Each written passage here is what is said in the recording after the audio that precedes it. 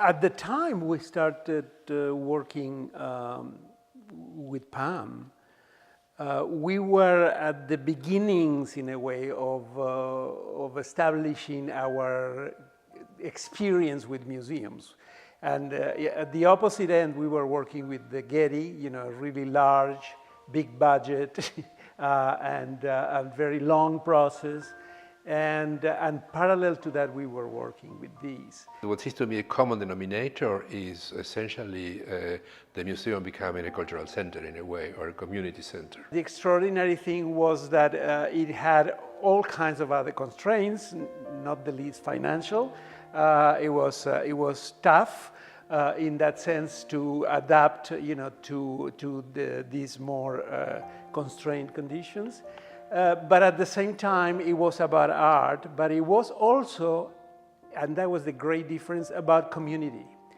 About a community that is, Provincetown is the case. I think one of the things that Jorge and Rodolfo always think about is the context in which a building sits. And by context, it doesn't necessarily mean just the built environment which surrounds it. It's the people that inhabit the buildings and the culture that makes that building.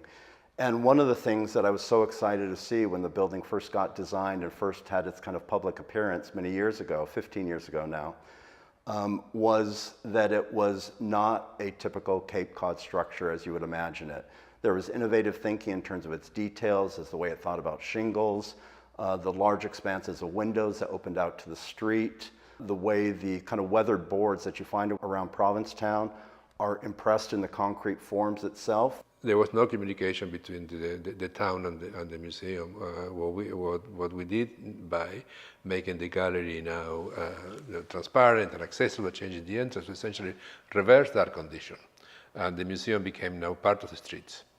And for a town like this, and for a collection, and for an institution like this, that symbiosis with the street is essential. I mean, that is unique, it's rare. Having them come in and listen to what we wanted, what we needed to fulfill the three major parts of PAAM: a museum, which houses a collection, an exhibition space, a school that runs year-round classes. We needed all of that, and we really wanted everything on site. And it was a very tall order that we put together for them. We understood each other very well.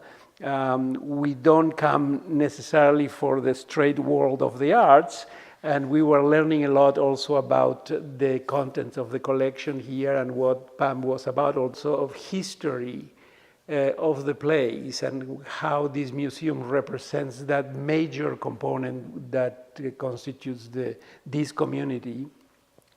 Was something that we felt fed into our, enthusiasm, but also into our imagination. So the creative process had a lot to do with that human interaction with the people we met here. It's not just a historic mission.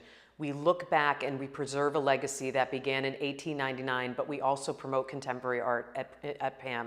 The idea of having a building that mimics what the actual mission is was something that they were very thoughtful about, pairing a modern structure next to an 1820s federal-style captain's house. I see this design as almost a reflection of how modern and traditional can come together in one fell swoop, and that's what they did. Their sensitivity to Provincetown, they took a lot of time looking at other buildings in this town, looking at a widow's walk or a cupola or some type of architectural structure, and then incorporating the same materials, wood, concrete, and glass, that were in the federal-style house into the new wing. Well, PAAM is here to stay, isn't it? I mean, it's not going to go anywhere. It will need to grow because museums, like airports and hospitals, always grow. So, and where will it grow, we will see.